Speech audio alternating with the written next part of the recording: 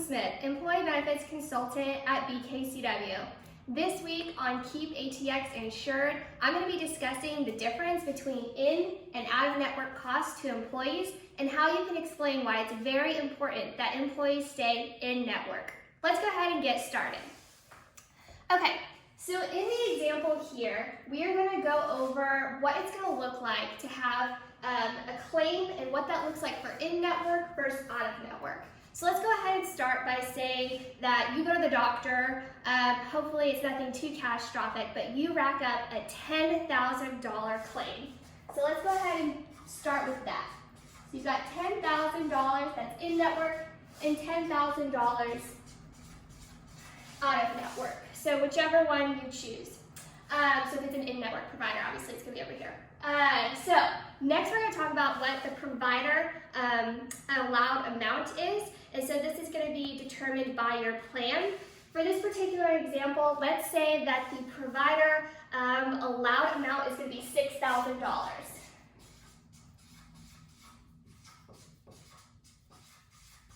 Okay?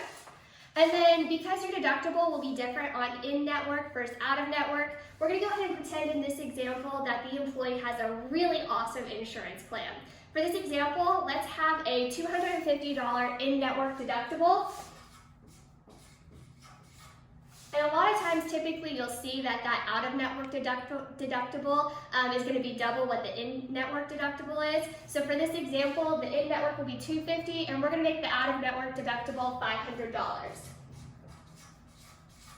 Okay, so this is where it really gets interesting. So next, after you pay your deductible and meet your deductible, you're going to have your co-insurance kick in for the claims. So what this is going to be, it's going to be the percentage that your co-insurance is of your allowed amount after your deductible. So in this first example, what we're going to do is we're going to say that the co-insurance is going to be 10% on in-network and 30% on out-of-network.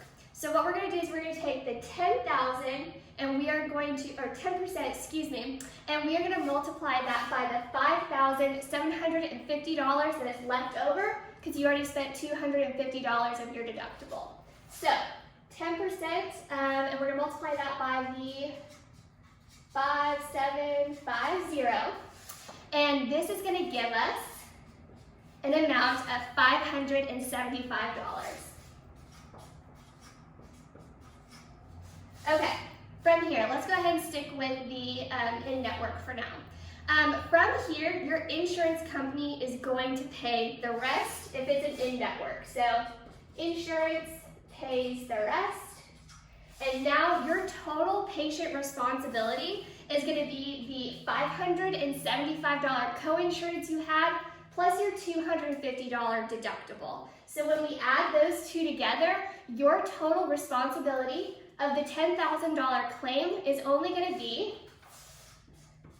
$825. So once again, you take $575 plus $250, and your responsibility of the $10,000 is $825.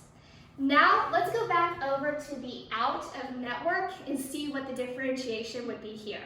So if you have the co-insurance here of 30%, now what we're going to do is multiply that by 5,500 because once again, 6,000 minus the 500, what's going to be left over is 5,500. And so when we do this, we're going to get $1,650. However, because this is an out-of-network claim, insurance is not just going to pick up the rest of that. What you're going to have to do is you're going to have to pay the balance between the allowed amount and the provider fee. So what we do is we take the $10,000, right? And then we're going to subtract the $6,000. Okay? And so from there, we are going to add the $500 deductible. Okay? And then we're going to add the $1,650. And with this, I want to make sure you understand that's because there's going to be $4,000 that's left over from how much your provider will pay for that. So there's $4,000 here, plus your $500, plus your $1,650 of your coinsurance, and this is going to equate to a whopping $6,150. So if you go to the doctor out of network, have $10,000 in claims, you have insurance, and it sounds like you actually have really great insurance, and you're still paying $6,150. I don't know about you, I'd rather stick with in-network than go out of network. So how are we going to avoid going out of network? Well, one thing as an employee that you really need to understand is the difference between these two questions. Question 1 is, do you take my insurance? And question 2 is, are you in network?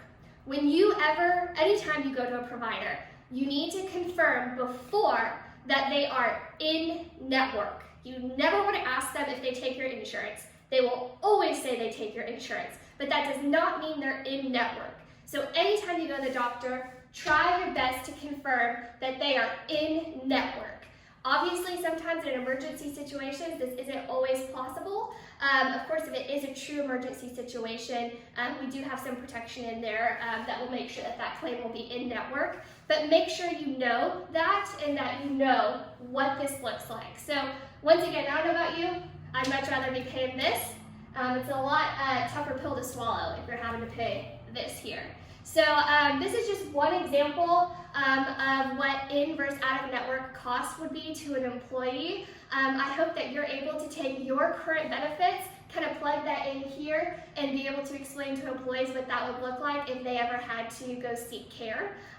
Once again, I hope that this is helpful to you guys as you enter into open enrollment this year. I'm Caitlin Smith with Keep ATX Insured, benefits consultant at BKCW Insurance here in Austin, Texas. I hope you have a great day, that you enjoyed this week's Thirsty Thursday. I look forward to seeing you next week. Bye!